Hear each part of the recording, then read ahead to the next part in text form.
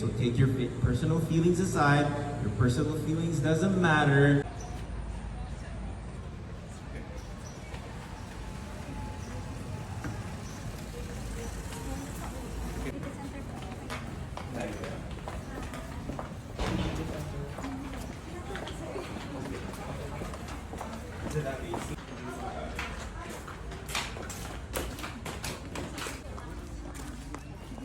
Okay? So take your personal feelings aside. Your personal feelings doesn't matter. What matters are the guests at that time.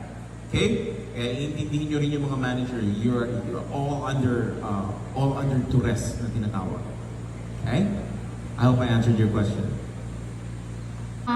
Your field, right? Yes. But gain that experience first. Don't go to teaching first. Ano yung tuturo mo sa kanila? Nothing. Get experience first. Okay. First 2 years,